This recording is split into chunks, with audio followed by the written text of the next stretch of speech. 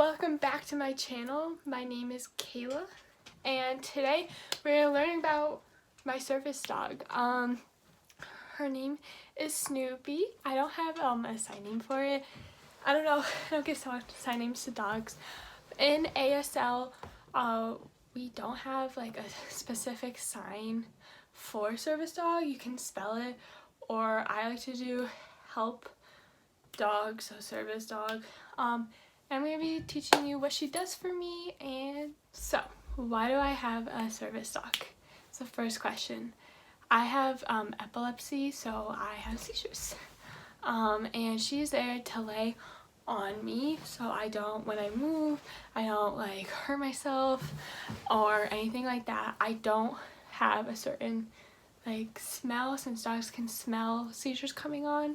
So she's a seizure alert dog, she's seizure response, and she does help me with hearing. I'm going to be showing you the tasks she does. So a service dog is different from emotional support animal in the fact that they do certain tasks. So you can do a task for high heart rate, seizure, hearing, guide dog, PTSD, deep pressure therapy, where dogs can lay on certain parts of your body. It can help calm down if you like start scratching yourself or self-harm or anxious tics. They can interrupt that behavior, so that's called a task. An emotional support animal is a dog or whatever animal you really want, I guess. They are not allowed in public access places because they do not have tasks. They're mostly there just to make you feel better. While I love my dog so much, she's not a pet to me. She's like a medical device, and that's the difference between service dogs and emotional support animals. A lot of people use them for life or death situations.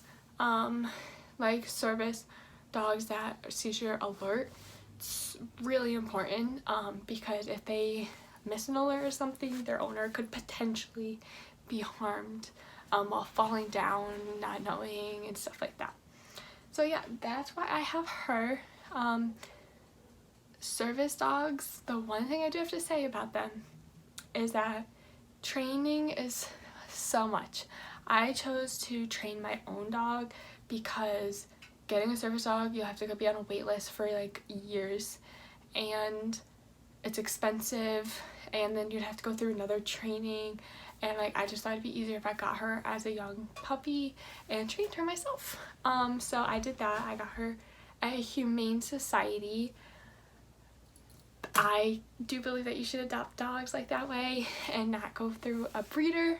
There are dogs that are better for service work or just work in general. I do know like a lot of golden retrievers, German shepherds, but honestly it really just depends on the temperament of the dog and if it could be okay in public spaces. If it can do the task that it needs to do, then it'll be fine. So let me show you all the things I have taught her. Just to announce, she is a year and a half, so she still has so much training to go. She still has flaws. I go to training, I pay for it, it's expensive. You gotta understand, service dogs are expensive, but for me to feel independent, I personally have her. Come here, sit. Good girl. Good girl. Down. Good girl. Up.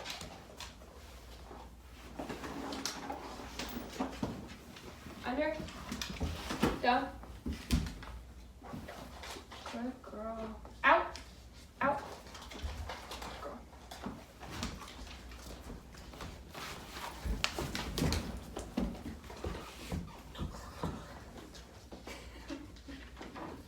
Good girl. Good girl. Up. Good girl. Okay, sit. Sit. Yes. Yes. Good girl. Okay, so this is her bed. vest. It says service dog in training. It's in pink. She looks like a boy, and it's still pink, and everyone thinks that she is a boy. It goes underneath her. It gave me room for her to grow. This is her prong collar, and she's running away from me because she just wants to go outside. I know a lot of people don't like prong collars, but it's what helped us, and this is me putting it on her outside of the camera. And now her leash, I got that PetSmart, and she's trying to run away from me, so she just wants to go outside and she doesn't want to be in front of the camera, which I totally understand. So yeah, this is a close-up of her in her service dog vest. I bought it on Amazon. You could buy one quickly since she was a puppy, and I didn't want her to grow out of it or something. So that's my dad. So I got her vest on Amazon, like I said. I got her when I think she was 6 months, so she was still pretty young, and I didn't want her to like grow out of stuff quickly, so I didn't buy like a really fancy one that a lot of people might see with service dogs. And I did order one. It's on a 3-month wait list, so it's coming hopefully. It's been a while, but yeah. Oh, sorry, my other dog's here. I use a prong collar, and I know I'm probably gonna get a lot of hate comments for this. She used all these other tools, collar, harness, like a electric collar, a little thinner one, and this is the one that just made sense for us. She listens to it more. She is really good with healing and stuff like that. I don't ever have to correct her that much. More public spaces, she's just kind of staring off and not doing her job, then I do correct her, and it's not painful. It's not to the point where she's choking or anything, and it's not used to choke or anything. If you know anything about a prong collar, I tried it on myself and it's safe, so no worries. We're gonna show you healing and her like other commands when we're out and about. So this is her healing, right? We're healing. Look at me. Yes! And she automatically sits when I stop. Good girl, come on. Good girl. Yes, what a good girl. As you can also see at the last clip, I forgot to put in that like voice. I licked my hand and then gave it to her. She can smell the difference between my high heart rate and if it's going too fast, since I have tachycardia where my heart beats way too fast, it goes to 180 resting and I can pass out, and it like contributes to my seizures and everything. So she's actually doing really well with it. She paws at my leg, and now I'm kind of waiting for more natural responses instead of me having to lick my hands, since dogs have an amazing sense of smell and they can smell when it's different. So yeah, right now, usually I do not have her on her service dog and training harness when she's walking around the block, and like in the morning, since she's not working and she does know the difference between when she is working or not, and I kind of just feel bad that like I don't want her to have to like work and not have fun. So yeah, I want to talk about service dog etiquette. The one thing that really annoys me is when someone comes up to me, tries to pet her. Please do not pet her. It scares her, honestly, and I know service dogs are supposed to be used to getting pet and everything. This guy's looking at me, but whatever. And I don't go up to a service dog. Don't ask to pet them. Just please don't. She's there for working. She's not there for you. And I'm sorry, that sounds really mean, but it really scares me. It freaks me out, and it freaks her out. So for service dog etiquette, just ignore the dog. Talk to the owner. Don't talk to the dog. As a business owner, the only rights you have is to ask 2 questions. Is this a service dog? And what task does it perform?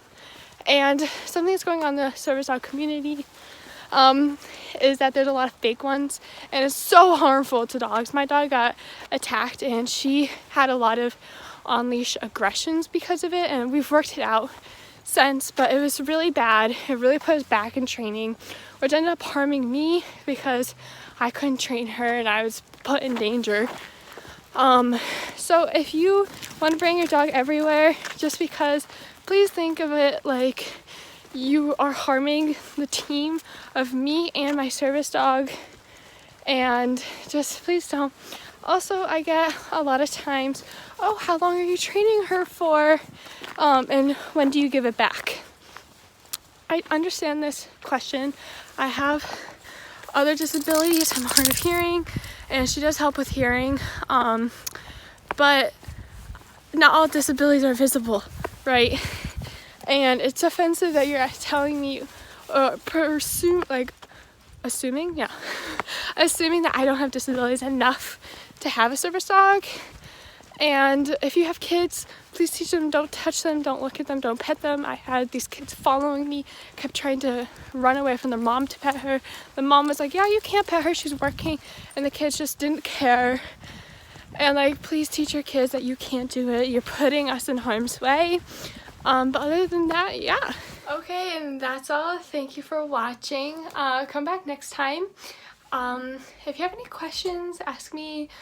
I had a couple of people in my comments say that I shouldn't be teaching ASL because they assume I'm hearing, and I made a couple of videos about it, and I'm done making videos about it because these people are just ignorant, and they're actually not hard of hearing or in the deaf community.